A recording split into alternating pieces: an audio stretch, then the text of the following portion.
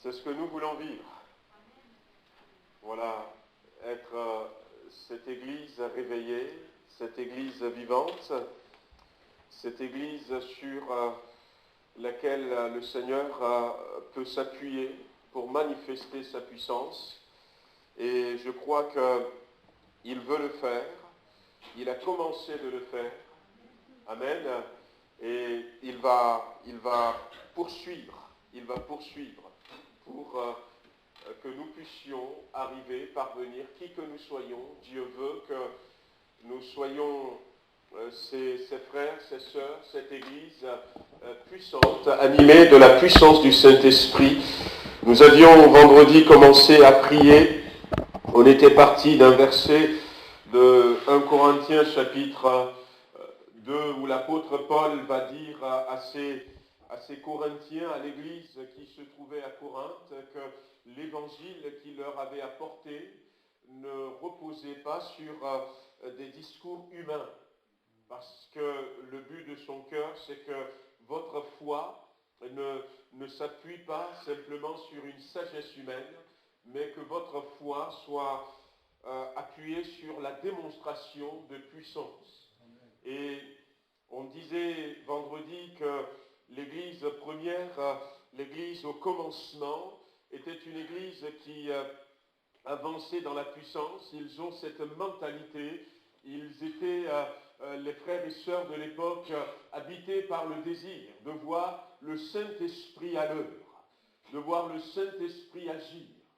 Et j'avais fait une petite comparaison avec une course de relais que j'avais peut-être déjà fait en disant que dans une course de relais, 4 x 400 mètres par exemple, la stratégie des coachs, c'est de mettre parmi les 4 personnes qui vont courir, la dernière personne qui va courir, c'est la meilleure de l'équipe.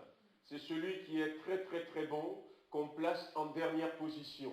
Pour que quelle que soit l'issue des 3 premiers coureurs, lui avec ses grandes capacités, puisse permettre à l'équipe de gagner. Donc celui qui est meilleur, qui est le champion, on va le placer en dernier.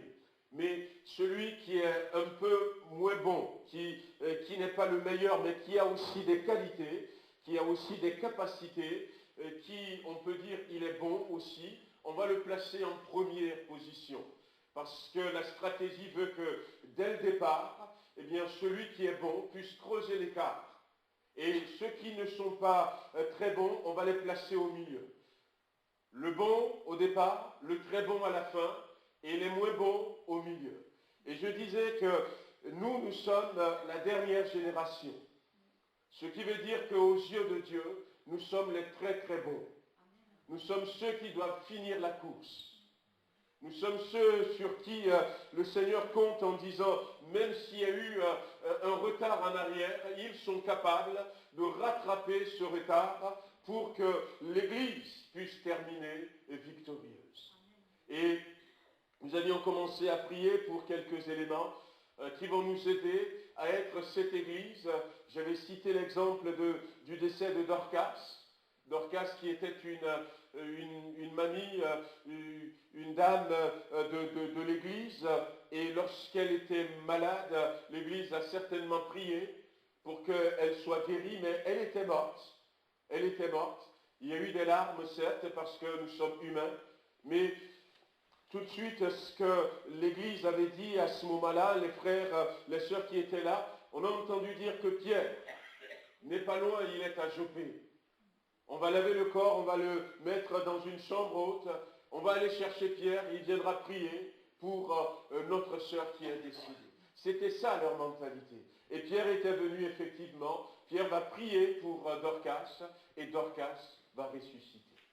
Combien de jours après, combien de temps après, je ne sais pas, la Bible ne nous le dit pas, mais ils étaient, les frères et sœurs de l'Église, ceux de la première génération, étaient dans cette mentalité. Et nous devons aller un peu plus loin qu'eux, pour que nous puissions ramener les milliards de personnes qui sont aujourd'hui sur terre dans le royaume de Dieu. Dans le royaume de Dieu. Dieu compte sur nous. J'avais vendredi cité l'exemple de Pierre.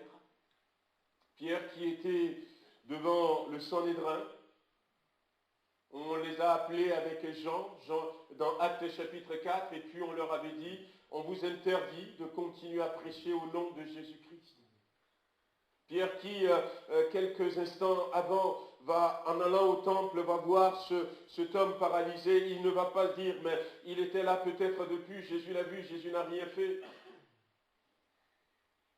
On ne va pas perdre le temps, on va aller dans le temple, non. Il va se tourner vers cet homme et puis va dire, eh bien j'ai quelque chose, je veux te le donner. Au nom de Jésus-Christ, lève-toi et marche.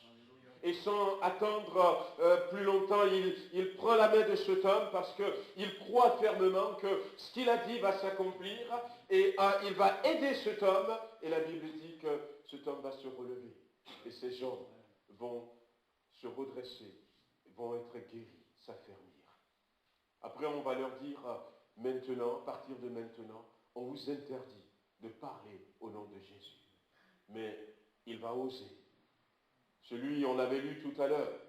Et Jean, dans l'évangile de Jean, Jean va préciser que, eh bien, il y avait même une servante parmi ceux qui ont dit à Pierre, mais toi aussi tu fais partie des disciples de Jésus.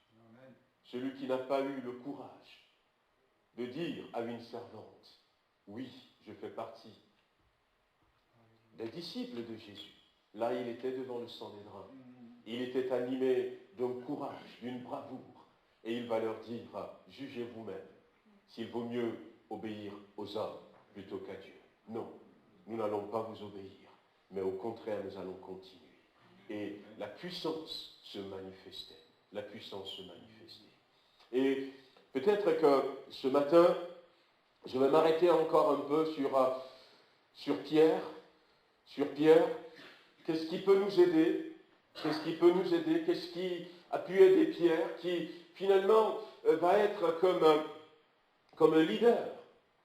Excusez le mot qui nous vient des Américains, des anglophones, le leader.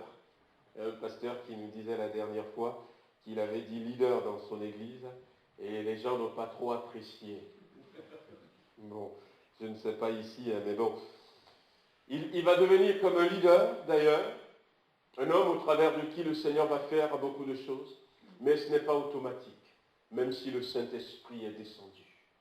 Et je crois que ce que nous avions lu ce matin, en se souvenant que Jésus lui a dit, avant que le coq ne chante 3 fois, tu me renieras.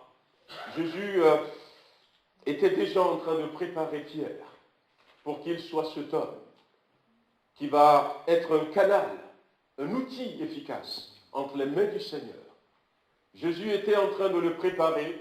Jésus va lui dire, avant que le coq ne chante ce matin, tu vas me renier 3 fois. Et puis, ils sont partis à Gethsémani, et la foule était venue pour arrêter Jésus. Pierre avait sorti son couteau, son épée. Il a dit, je vais défendre Jésus. Il va même couper l'oreille à quelqu'un. Jésus va dire, range ton épée. Range ton épée. Et puis, la scène va se poursuivre. On a lu ce matin la suite.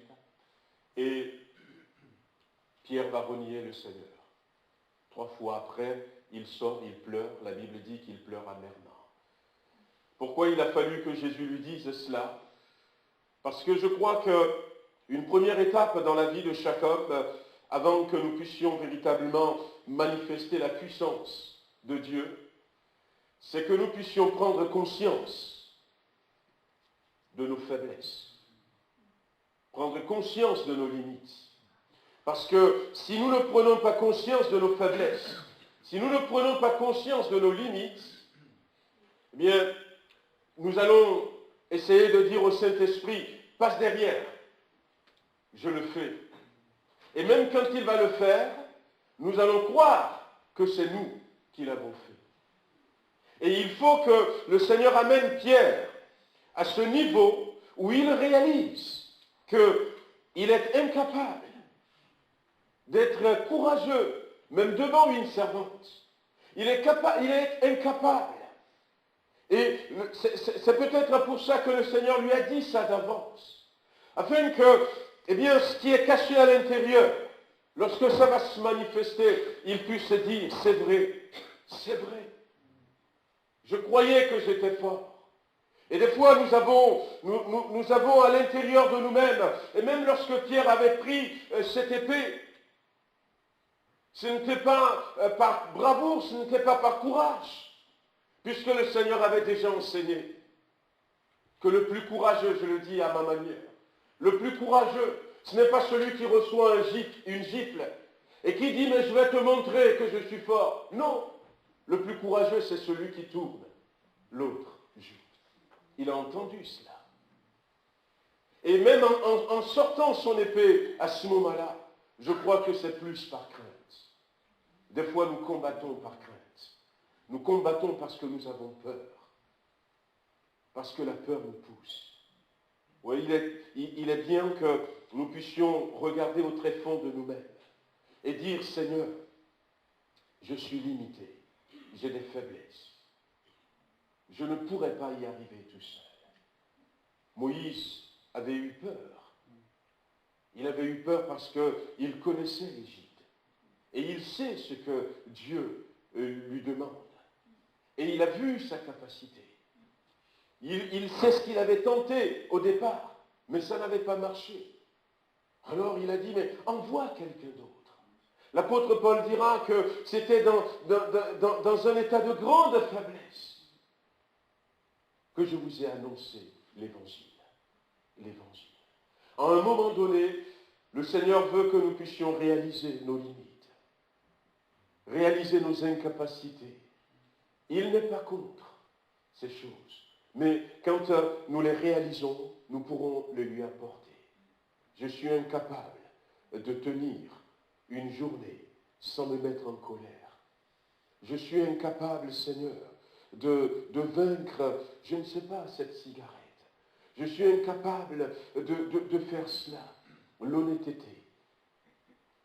Mais le Seigneur a voulu lui faire prendre conscience. Et nous avons besoin, si nous voulons manifester cette puissance, de prendre conscience que tout seul, quel que soit mon niveau intellectuel, quelles que soient mes capacités, quelles que soient même les expériences que j'ai pu vivre, avec mes, je ne vais pas y arriver. Et là, eh bien, Pierre avait compris la leçon. Puis le Seigneur était revenu, on a lu dans Jean, le Seigneur était revenu vers lui. Et lorsque le Seigneur était revenu vers lui, le Seigneur va lui poser cette question, Pierre, m'aimes-tu plus que ne m'aime ceci? M'aimes-tu plus que ne m'aime ceci? À quoi est-ce que le Seigneur faisait allusion? Ceci. Est-ce qu'il faisait allusion à ceux qui sont là, autour de Pierre, ses amis, ses compagnons? Est-ce qu'il faisait allusion à la pêche, à son activité, puisqu'il était retourné à la pêche? Est-ce qu'il faisait allusion à sa famille? Nous ne savons pas. Mais toujours est-il qu'il y a des gens, il y a des choses que Pierre aimait dans la vie. Et le Seigneur va l'amener à lui dire, en quelque sorte, tu veux me suivre, il faut que tu m'aimes plus que tout cela. Et je crois que c'est aussi une étape importante dans la marche de Pierre. Moi, j'ai appelé ça la réorganisation de la vie de Pierre. La réorganisation de la vie de Pierre. Et le Seigneur voudrait l'amener peut-être avec cette question qu'il lui a posée à 3 reprises, à revoir les priorités de sa vie et à replacer Jésus-Christ et l'Église au centre de sa vie. Vous savez, l'Église première qui vivait ces choses, la puissance de Dieu, le contexte était différent. Ce n'est pas comme nous aujourd'hui, mais l'Église, Jésus-Christ, était au centre de leur vie. De leur vie. Tout s'organise pour le chrétien, le disciple d'alors, autour de la personne de Jésus. Autour de l'Église. L'Église était centrale. Et quelque part, il faut que nous retrouvons cela. Que ce ne soit pas, je ne veux pas que, eh bien, vous abandonniez votre travail, mais que ce ne soit pas ma profession qui conduit ma vie. Que ce ne soit pas peut-être mes désirs qui conduisent ma vie. Je racontais la dernière fois, je crois que je l'avais dit ici une fois, hein, ou deux, trois histoires que j'ai vécues, où la famille voulait à tout prix avoir une maison. Et c'est bien, on avait prié pour eux. Mais finalement, quand ils ont choisi leur maison, c'était à 40 kilomètres de l'église. Et on leur avait dit, mais écoutez, bien-aimés, on prie que le Seigneur vous donne une maison. Ne prenez pas celle-là, parce que c'est trop loin de l'église. Nous devons faire nos choix en fonction de l'église. Bref, ils ont refusé. Ils ont refusé. Et c'est ce qu'ils ont fait. Ils ont pris cette maison. Et il y avait des moments difficiles, les moments d'hiver. Les routes étaient enneigées. Ils ne venaient plus à l'église. Le diable sait faire. Ils sont coupés de l'église. Et avec ça, d'autres difficultés. Et finalement, ce foyer qui était là à l'église, à toutes les réunions, quelques temps après, quelques mois, quelques années après, le foyer était divisé. Ils ont divorcé. La maison a été revendue, l'argent partagé. Et tout était éparpillé. À quoi bon? Dans le domaine professionnel, j'ai des témoignages aussi. Alors, je ne dis pas, il faut ne pas accepter les offres, les promotions, mais apportons tout à la lumière de l'Évangile. Et demandons conseil à Dieu. Que ce qui doit être prioritaire pour nous, ce soit d'abord Jésus au centre, l'Église au centre. L'Église, c'est moi. L'Église, c'est chacun d'entre nous. L'Église, c'est le royaume de Dieu qui est en marche en moi. Qui est en marche en moi. Est-ce que, si je prends cette direction, est-ce que le royaume de Dieu en marche en moi sera encore visible? Est-ce que le royaume de Dieu en marche en moi sera encore dynamique, sera assez fort pour attirer l'attention de ceux qui sont autour de moi? Et je crois que Jésus va l'amener à réorganiser sa vie en replaçant Christ au centre de notre vie. Et comme je le disais tout à l'heure, le Seigneur, lui, ne nous abandonne pas. Il ne nous abandonnera pas. Mais c'est à nous de faire les choses pour vivre dans son amour, pour vivre dans ce qu'il nous donne. Et puis, il y a eu aussi cette troisième étape, je crois, dans la vie de Pierre, dans Matthieu chapitre 28. On va lire à partir du verset 18.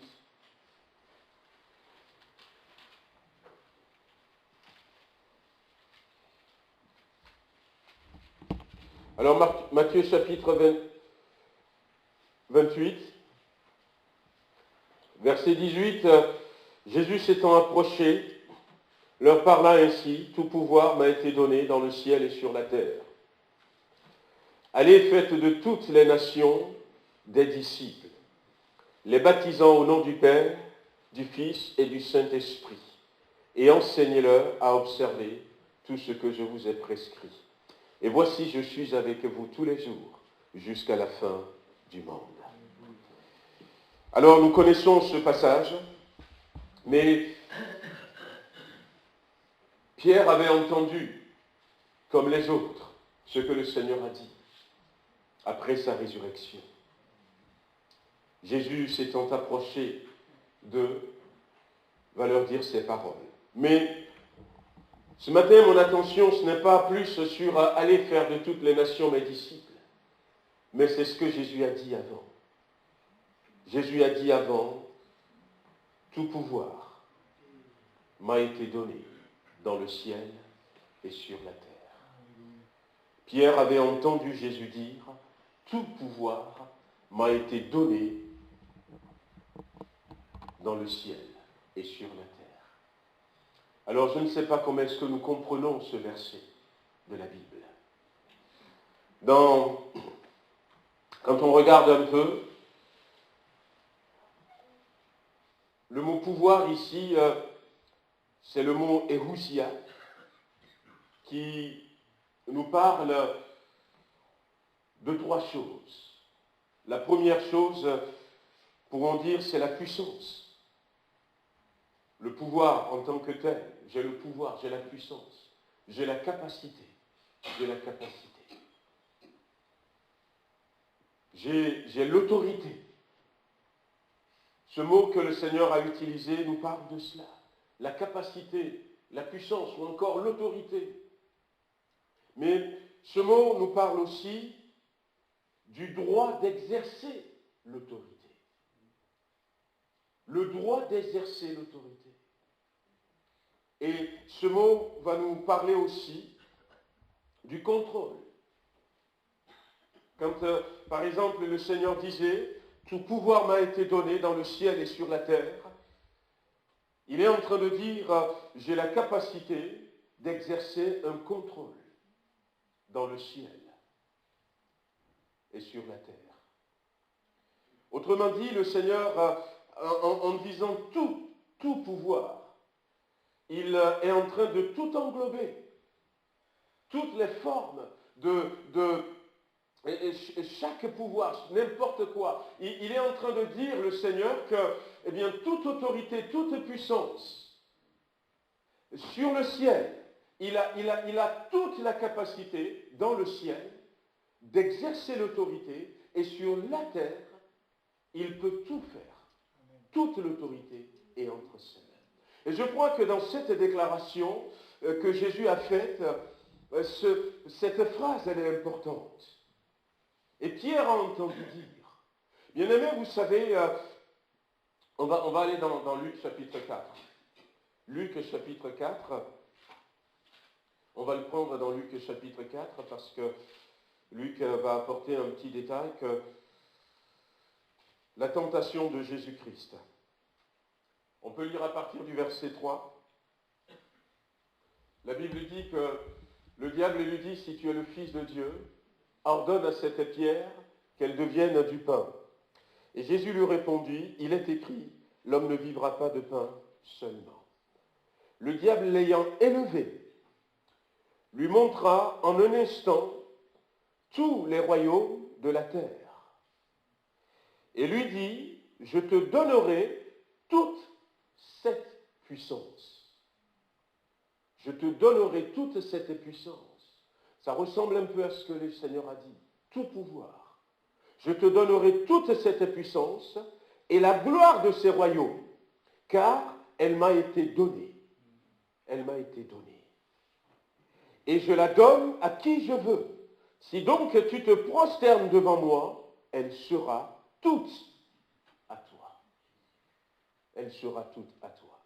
Jésus lui répondit, il est écrit, tu adoreras le Seigneur ton Dieu et tu le serviras lui seul.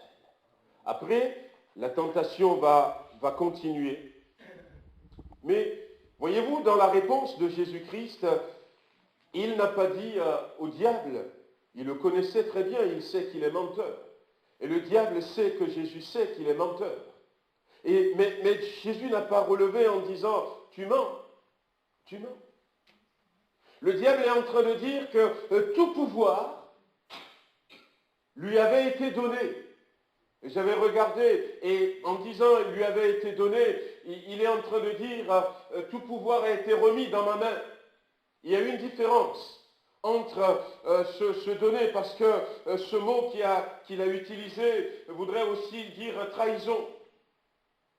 Il a pris, il a volé, il a usurpé la puissance de la main d'Adam et de Ève. Rappelez-vous dans Genèse, et je l'ai dit la dernière fois, peut-être ici, je ne sais pas, Dieu a dit à l'homme et à la femme, dominez sur la terre, assujettissez la terre. Mais dominez, assujettissez et reproduisez-vous, multipliez-vous. Ces consignes, ces ordres, ces commandements que Dieu a donnés à l'homme, il a donné à aucun ange. Aucun ange n'a le droit et n'a la capacité de dominer. Ce sont tous des serviteurs. Ils ne font que ce que Dieu leur demande de faire. Ils ne peuvent pas décider d'eux-mêmes. Et même si, peut-être dans la Bible, il apparaît des fois comme l'ange prend des initiatives, c'est parce que Dieu lui a dit. Mais l'ange ne fait rien de lui-même. Mais c'est à l'homme que Dieu a dit, dominer sur la terre, assujettissez la terre, dominer sur les poissons, dominer sur le bétail. Mais cette autorité, cette puissance, eh bien, en tombant dans le péché, Satan l'a récupérée. Et là, il est en train de dire à Jésus-Christ que si tu te prosternes devant moi, eh bien, je te donne toute la puissance. Mais lorsque Jésus est en train de dire dans Matthieu, est-ce que Pierre a dû comprendre, est-ce que nous devrons comprendre, Église de Jésus-Christ, que tout pouvoir dans le ciel et sur la terre, non pas simplement sur la terre, même le pouvoir, les puissances, les autorités dans le ciel m'ont été données, il est en train de dire que, eh bien maintenant, c'est moi Jésus qui a l'autorité. C'est la phrase la plus importante. Parce que celle qui va venir, aller par tout le monde, eh bien, va être endossée à cette vérité. Comment aller si nous avons peur que lui va nous écraser? Mais avant de nous dire d'aller, il est en train de nous dire que toute l'autorité lui appartient. On va lire dans Jean chapitre 12. Jean chapitre 12. Jésus avait refusé de se prosterner devant le diable, mais il va réussir à reprendre toute l'autorité à l'ennemi. Jean chapitre 12 nous parle de quelques jours avant que Jésus n'aille sur la croix, et Jésus va annoncer sa mort à partir du verset 20, et le verset 27,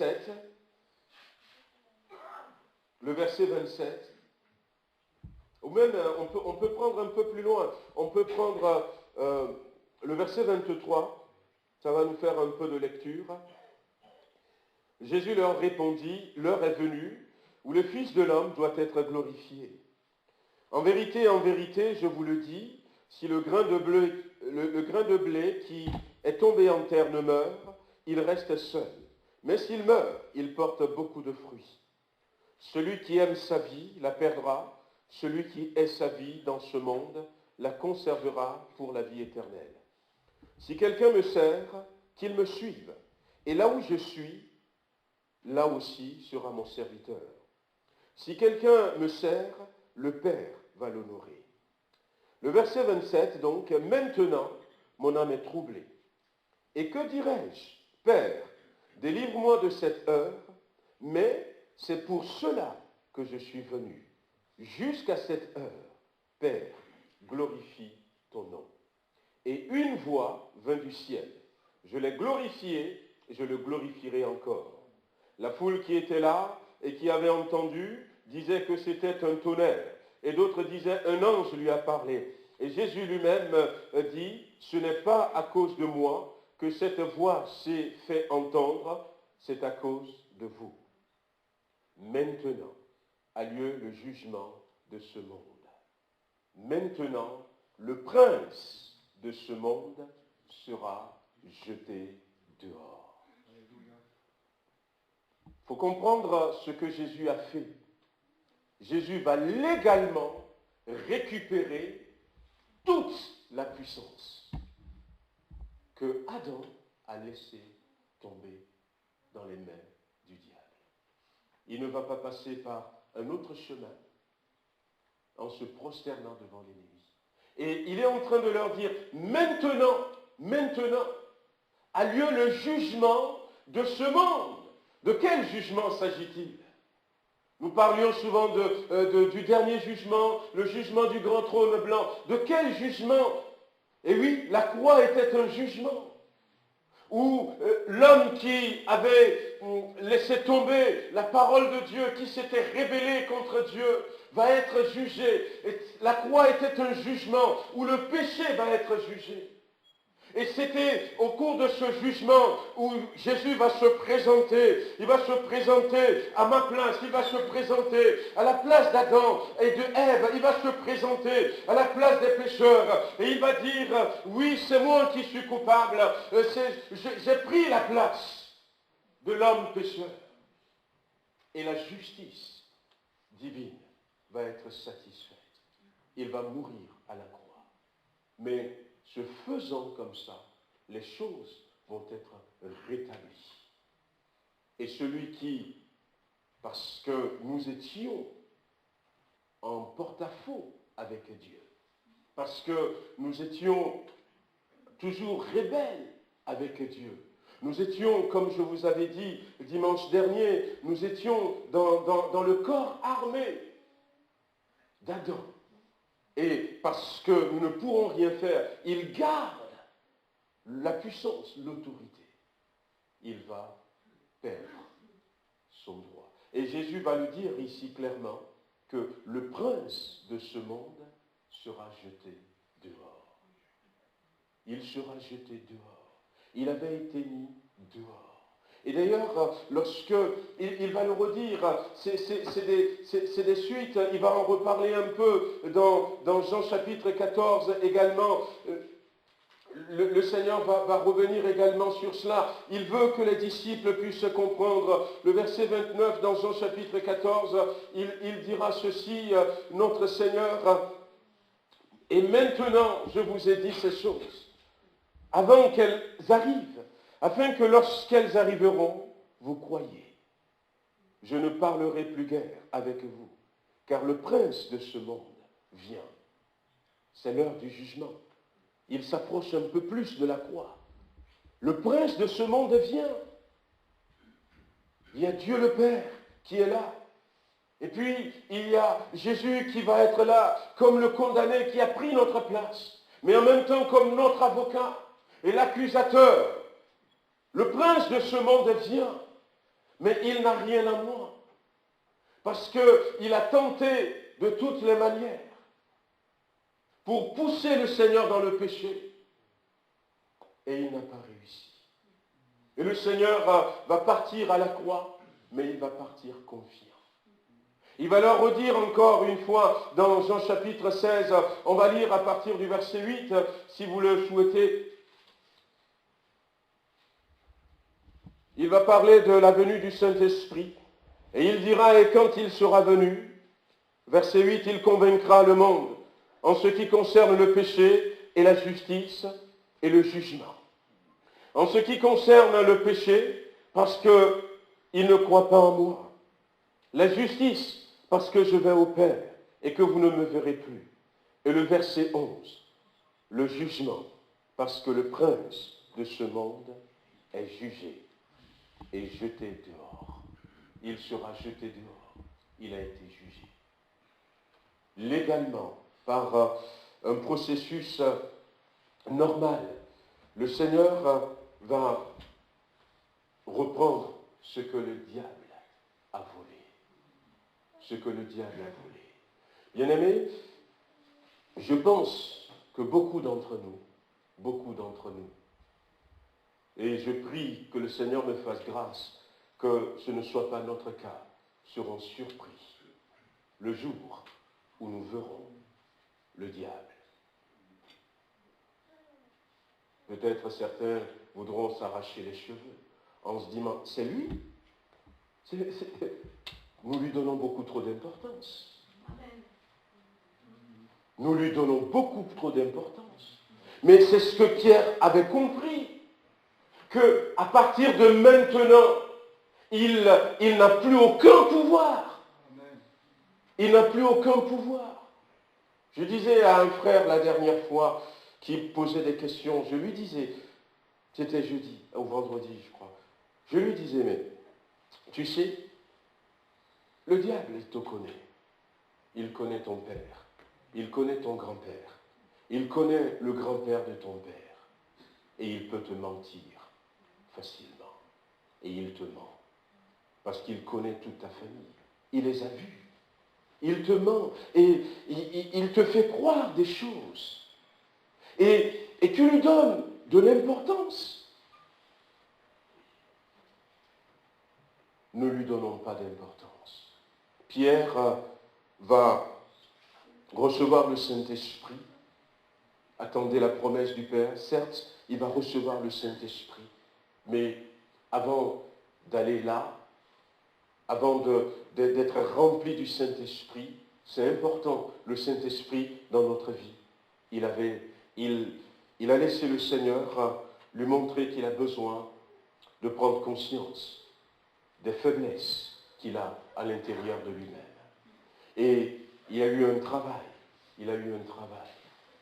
Lui qui se plaçait devant tout le monde, qui voulait donner son avis en premier, eh bien, va voir combien de fois, jusqu'à quel point, à l'intérieur de lui-même, il est faible, il est impuissant, il est incapable. Il a versé des larmes. Oh oui, nous avons besoin peut-être de prendre conscience de nos faiblesses. Dire au Seigneur, Seigneur, j'y arriverai pas. J'y arriverai pas. Je ne pense pas. Je ne crois pas que ça fait du mal au Seigneur d'entendre cela. Mais au contraire, en prenant conscience de nos limitations, ça nous dispose à pouvoir compter sur la puissance de Dieu. Pierre a laissé le Seigneur l'encourager à réorganiser sa vie. Vous rappelez que ceux qui étaient venus le jour de Pentecôte ne sont plus retournés chez eux. Ils sont restés à Jérusalem jusqu'à ce qu'il y ait la persécution. L'Église était beaucoup plus importante que peut-être le travail qu'ils faisaient. Et même qu'ils avaient, pour certains, laissé leur travail. La Bible a pourvu, Dieu nous dit dans la Bible la Bible nous dit que Dieu a pourvu autrement. La Bible nous dit on avait parlé de Barnabas la dernière fois, et d'autres frères et sœurs aussi. Ils ont dit, mais tiens, allez, je vais vendre mon terrain, je vais amener l'argent, aller acheter du pain pour nourrir toute cette foule. Dieu a pourvu autrement.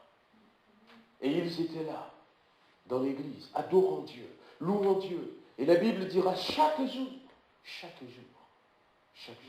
ils étaient là, assidus au temple. Et c'est comme ça que Pierre, c'est ce qu'il voulait au départ, c'est ce qu'il avait compris au départ, quand il a laissé sa barque remplie de poissons pour suivre le Seigneur. Mais là, eh bien, il a vu que la priorité n'était plus la même. Le Seigneur va l'aider, que Jésus soit au centre de notre vie, que nous prenons les décisions. Je me rappelle quand je m'étais converti, je me disais comme ça, celui qui m'avait amené au Seigneur, mon frère qui était en France déjà, il était parti quelque temps après, et il était revenu au Togo des fois, et puis on discutait, il voyageait beaucoup. Et puis, je sais pas, je dis, mais il arrivait toujours, j'ai dit, mais le dimanche, les billets sont moins chers. Elle a dit, mais je ne voyage jamais le dimanche. Le dimanche, c'est pour Dieu. Alléluia. Je planifie tous mes déplacements pour que le dimanche, je sois dans la maison de Dieu. Alors moi, tout jeune converti, ça m'avait frappé. Cet exemple. Ou soit je pars après, ou soit j'arrive bien avant, je trouve une église pour que le dimanche, je sois pour Dieu. Je dis, mais à ce moment-là, je n'avais pas compris. Mais réorganisons notre vie autour du Seigneur Jésus-Christ. Que ce ne soit pas, eh bien, et je crois que c'est ce que le Seigneur nous dira, et le Seigneur veut nous dire, en disant, si tu aimes plus les gens de ta maison que moi, que ce ne soit pas les gens de notre maison qui décident. Ah ben non, mais, ce dimanche, tu ne peux pas aller à l'église parce que je te visite. L'autre dimanche, eh ben, parce que je veux que la famille mange. Et parce que, voilà, que ce ne soit pas notre travail qui décide. Je ne dis pas, il faut tourner le dos aux gens de notre famille. Mais prenons en compte cette réalité. C'est ce que le Seigneur va faire avec les pierres. Et puis, le Seigneur va faire cette déclaration. Tout pouvoir m'a été donné dans le ciel et sur la terre. Et Pierre avait compris. Bien-aimé, Pierre avait compris que maintenant, l'autorité, c'est Jésus qui la détient. Amen. C'est l'autorité de Jésus-Christ. Oui, on pense que parce qu'il y a des politiciens qui peut-être se sont donnés à l'ennemi parce qu'ils font les lois, on pense que le diable est très fort. Mais c'est Jésus-Christ, l'homme fort. Amen. C'est Jésus-Christ, l'homme fort. Et nous avons le droit d'utiliser l'autorité de Jésus-Christ. Il nous l'a donné. Nous avons le droit de prendre contrôle. De prendre contrôle. C'est ce que le Seigneur veut. Que nous soyons cette Église qui comprenne ces choses. Et nous allons voir que nous allons vivre dans la puissance. Nous allons vivre dans la capacité. Nous allons vivre mieux que l'Église première. Je vous disais la dernière fois que si le diable sait que nous sommes en Christ, c'est de ça que nous avions parlé dimanche dernier. Nous sommes en Christ. Et que Christ est en nous. Il va tout faire pour que nous ne le réalisons pas. Et ce matin, je vais vous dire encore une chose, c'est que le diable veut tout faire pour que tu ne saches pas que tu as l'autorité, que tu as la puissance, que tu as le pouvoir. Il savait, alors rien ne pourrait plus les arrêter. Même les coups ne les arrêtaient pas. Ils allaient de l'avant, et ils ont remporté des villages, des villes. Nous étions partout, disait l'histoire de l'Église, quand ils nous rapportaient ça. On les tuait dans les arènes, mais rien ne les arrêtait. Rien ne les arrêtait. Le monde connu d'alors, en quelques années, va être recouvert de l'Évangile. Et des milliers de personnes étaient sauvées, parce qu'ils ont compris que rien ne peut plus les arrêter. Rien ne peut plus les arrêter. Qu'est-ce qu'une aiguille va faire à un hippopotame? Il ne va même pas pénétrer. Et on se laisse arrêter par ces choses. On se laisse arrêter par ces choses. La Bible dit que le diable est comme, il est comme un lion rugissant, qui rôde, cherchant qui il va dévorer. Mais le vrai lion, c'est le lion de la tribu de Juda. Alléluia, amen. Amen. Amen. C'est lui qui détient l'autorité. Et cette autorité, il nous le donne. Il nous la donne en disant, comme le Père m'a envoyé, moi aussi je vous envoie. Qui que nous soyons, jeunes, moins jeunes, lorsque nous donnons notre cœur à Jésus-Christ, lorsque nous embrassons la croix, notre vie ne pourra plus être la même chose. Lorsque Jésus disait à la croix, eh bien, tout est accompli, tout est accompli, il est en train de dire que la justice de Dieu est satisfaite. Il est en train de dire que le prix a été payé. Il est en train de dire que maintenant, l'homme peut quitter le royaume des ténèbres et rentrer dans le royaume de Dieu. Il est en train de dire que toute autorité, tout ce qui a été volé à Adam et Ève, l'intention dans laquelle Dieu nous avait créés, et le diable était venu saccager tout cela, que tout cela a été restauré. C'est ce qu'il est en train de dire, que tout cela a été restauré. Nous pouvons maintenant, en Christ, être à nouveau réconciliés avec Dieu. Nous pouvons à nouveau dominer, nous pouvons assujettir, nous pouvons marcher. Mais en Jésus-Christ. En Jésus-Christ. Alors je ne sais pas où est-ce que vous en êtes par rapport à Jésus-Christ, frères et sœurs. Mais si vous n'êtes pas encore à Christ, vous ne lui avez pas encore donné votre vie, donnez-lui vite votre cœur. Abandonnez rapidement votre vie entre ses mains. Il va vous sortir du royaume des ténèbres et va vous mettre dans le royaume du Fils de son amour.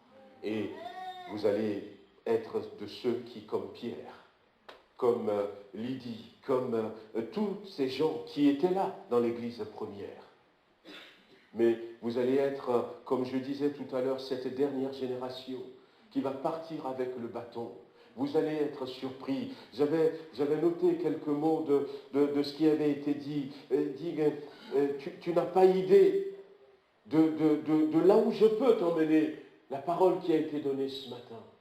Tu n'as pas idée de là où je peux t'emmener. J'ai pour toi des bénédictions, des endroits. Je veux t'amener dans des endroits que tu ne peux pas imaginer. Je ne sais pas si vous vous rappelez un peu de cette parole qui a été donnée. L'ennemi nous pousse à regarder à la maladie. Eh bien, la maladie a été vaincue.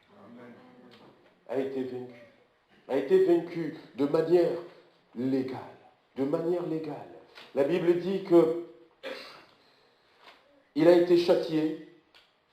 Vous le savez, si vous relisez la Passion, il a été châtié, il a été frappé. Mais la Bible nous dit que le châtiment qu'il a reçu, c'est pour nous donner la paix. Le châtiment qu'il a reçu, c'est pour nous donner la paix. C'est vrai que des femmes pleuraient, les gens étaient désolés, mais il était là-bas, il a reçu des coups. Et moi, je peux vivre dans la paix aujourd'hui. C'est pour ça que j'ai besoin de lui remettre ma vie, mais j'ai besoin de comprendre ces choses. Il a été meurtri, mais par ses meurtrissures, nous sommes guéris.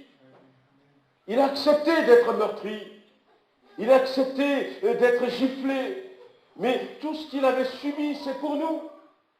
Il a été blessé pour nos péchés. Et c'est comme ça que légalement, il a vaincu le péché, en acceptant d'être blessé, en acceptant d'être crucifié. Et il a été brisé pour nos iniquités. Légalement, la bonne manière, il a subi le jugement. Il a subi le jugement pour que dans tout ce qu'il a fait, nous soyons rétablis. Alors, si nous ne lui avons pas encore donné notre vie, donnons-lui notre vie. Mais si nous lui avons déjà donné notre vie, frères et sœurs, comprenons ce qu'il a fait pour nous à la croix. On a trop souvent prêché, je le reconnais, que donnez votre cœur à Jésus-Christ et vous serez sauvés. Et du coup, nous pensons que donner son cœur à Jésus-Christ, c'est aller au ciel. Mais la croix est beaucoup plus que mourir et se retrouver au ciel. Non. La croix, c'est la restauration totale. C'est la puissance. Alors ne vous laissez pas vous arrêter par cette maladie. Prenez autorité. Prenez autorité. Ne vous laissez pas arrêter par ces circonstances. Ne vous laissez pas arrêter par ces démons. Excusez-moi de le dire. Ne vous laissez pas arrêter par ces mensonges. Nous sommes dans le véritable. Nous sommes dans le véritable.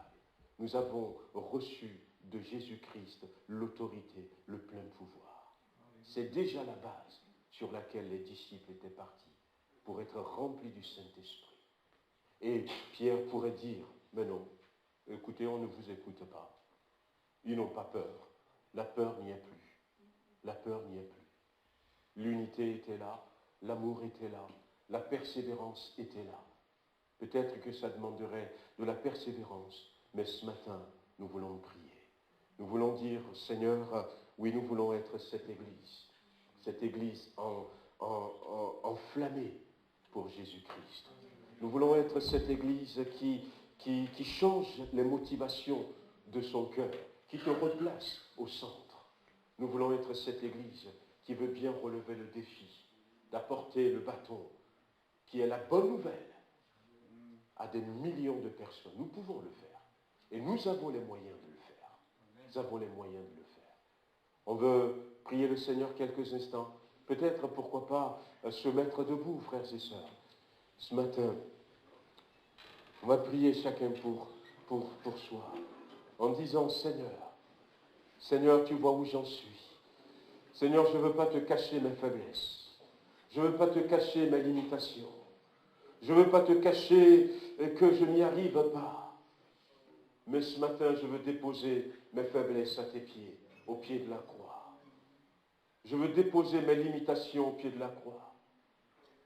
Pourquoi ne pas demander ce matin au Seigneur, aide-moi à réorganiser ma vie, que Jésus soit le centre. Que Jésus soit le centre. Jésus soit le centre de ma vie. Que je sois cette Église qui sera véritablement le royaume de Dieu en marche, là où tu m'as placé. Là où tu m'as placé. Au départ, l'Église, ce n'est pas 4 murs. L'Église, c'est des gens. Et ta maison peut être cette lumière qui va montrer le royaume de Dieu. C'est comme ça que nous voulons atteindre. Mais Seigneur, donne-moi de comprendre que la puissance, l'autorité, c'est maintenant toi qui l'as. C'est maintenant toi qui l'as. Tu l'as reçu légalement. Tu l'as reçu légalement. Seigneur, je ne veux plus avoir peur. Seigneur, je ne veux plus me laisser intimider. Je ne veux plus laisser la timidité me dicter les lois. Oh Seigneur, donne-moi de réaliser que ta puissance, tu la mets à ma disposition, que je peux l'utiliser. Seigneur notre Dieu, nous voulons te remercier encore pour ce matin. Nous louons ton nom, nous t'adorons, nous te bénissons. Nous voulons te remercier, Seigneur Jésus, pour ce que tu as accompli pour nous à la croix. Il est temps que nous puissions comprendre toutes les dimensions de la croix, afin de pouvoir la vivre pleinement, de la vivre à fond, Seigneur, non pas en attendant, Seigneur, simplement l'enlèvement pour partir. Nous nous bataillons des fois contre la consécration. Nous avons du mal, Seigneur, à nous consacrer. Nous avons du mal à marcher dans la sainteté. Nous avons du mal, Seigneur, à passer du temps dans la prière, dans nos maisons, Seigneur. 5 minutes, des fois, c'est beaucoup trop. Alors, Seigneur, que tu as tout remporté et que maintenant nous avons la véritable liberté. Tu dis, si le Fils vous affranchit, vous serez réellement libre et que nous sommes libres de te louer. Nous sommes libres de t'adorer. Nous sentons toujours coincés. Nous nous sentons bloqués, Seigneur, parce que nous laissons encore du terrain à l'ennemi de notre âme. Ce matin, Seigneur notre Dieu, nous voulons, Seigneur, te demander de nous aider à comprendre ces choses, de nous aider à les vivre à partir de maintenant, parce que le prince de ce monde a été jugé, le prince de ce monde a été jeté dehors, et c'est Christ qui l'a fait pour que nous puissions manifester toute l'autorité. Donne-nous de le vivre dans nos foyers et de voir changer ce que nous pensions que ça ne changerait jamais. Ça peut changer, oui, ça va changer, parce que nous comprenons maintenant que l'ennemi qui se cache derrière n'est qu'un menteur, mais que nous avons l'autorité, le pouvoir, la puissance, la capacité et le droit de changer les choses, le droit de voir ces bien-aimés venir à toi, le droit d'aller, Seigneur, de ne pas se laisser intimider, que ce soit par des religieux, que ce soit par des fanatiques, que ce soit par peut-être des lois. Nous avons le droit, Seigneur, même de renverser ces lois. Seigneur, donne-nous de réaliser ces choses et de vivre cette Église qui relève le défi pour toi. Merci, Seigneur. Louange et gloire à ton Saint-Nom. Amen. Amen. On va passer aux offrandes. On va passer aux offrandes. Quelques annonces pendant que nos bien-aimés passent aux offrandes. Voilà, nous avons... la dernière fois, j'avais fait un pour le DNJ, pour les jeunes et ados, pour aller au DNJ. Vous vous souvenez de tout ce que je vous avais dit, hein? Oui. Ouais. Avec le petit tronc qui a été placé sur la table là-bas. Alors, alors je n'ai pas encore fait l'affiche, mais je vais peut-être faire l'affiche pendant la semaine. Mais donc, il y avait notre sœur Lucie qui avait dit que si quelqu'un veut se faire coiffer, elle peut le faire voilà, gracieusement, pour que la personne puisse faire un don pour les jeunes.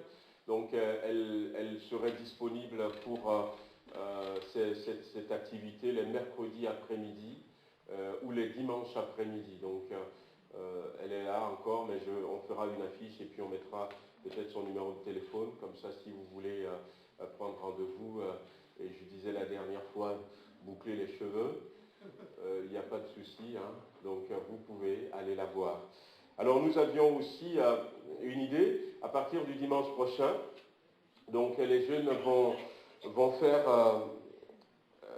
alors je cherchais le nom que je peux donner à la chose, mais je n'ai pas trouvé, c'est Angie qui avait dit quelque chose qui était bien, mais bon, je n'avais pas retenu, elle aussi elle avait oublié.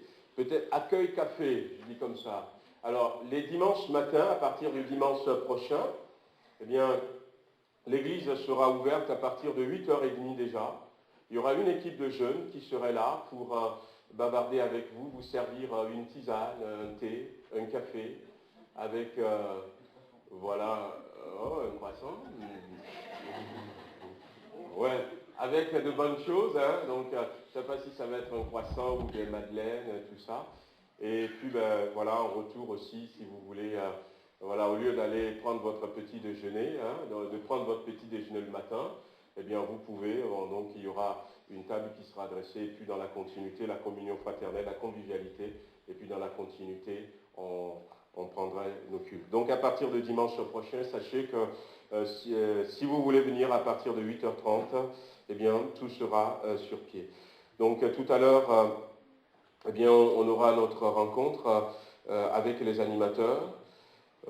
Comme je vous avais dit, on a recommencé les préparations pour les baptêmes. Donc, il y a une sœur qui m'avait vu la dernière fois. Donc, si jamais il y a d'autres personnes qui veulent eh bien, être préparées pour le baptême, pour rapidement rentrer dans ce que le Seigneur a prévu pour nous, sachez que le Seigneur dira aussi celui qui croira et qui sera baptisé. Donc, c'est lié à notre salut. Donc, n'hésitez pas. Et puis, le samedi, donc, on a notre rendez-vous avec l'âge d'or. Elle est par... c'est à quelle heure, Dominique? Ouais, non, Dominique. Ah, c'est à quelle heure l'âge d'or? C'est à 15h ou 15h? C'est à 15h. Bon. Ouais, je sais que vous avez reçu les...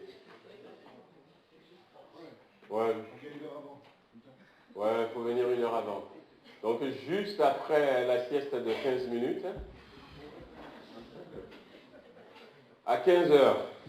Voilà donc rencontre âge d'or. Donc voilà.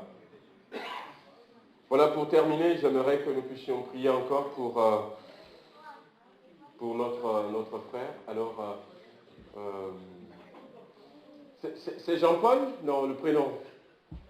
Le frère qui est assis à côté d'Augustine. Oui, votre prénom? Philippe. D'accord. C'est Philippe l'évangéliste alors. D'accord, je vais l'enregistrer, ouais. Je pensais Jean-Paul. Je suis loin, hein. Voilà donc notre frère Philippe, on ne l'a pas vu pendant quelques semaines, quelques mois. Donc son papa était malade, il était parti aux cheveux de son papa qui, voilà, donc malheureusement était décédé. Puis entre-temps, il a eu encore un autre décès dans sa famille, un de ses oncles. Donc il m'a dit que voilà, il revient maintenant, mais il a passé voilà, ces derniers temps avec les malades et puis à enterrer donc les bien-aimés. Et c'est pas toujours évident de vivre ces situations, nous sommes heureux de le voir. Alors j'avais pris de ses nouvelles une fois et je savais que son papa était malade et qu'il était parti, mais après je n'avais pas appris que son papa était décédé, ni que son oncle. Mais on veut prier pour la famille, que le Seigneur les bénisse, que le Seigneur les réconforte. Amen. Voilà donc, et puis on va demander à quelqu'un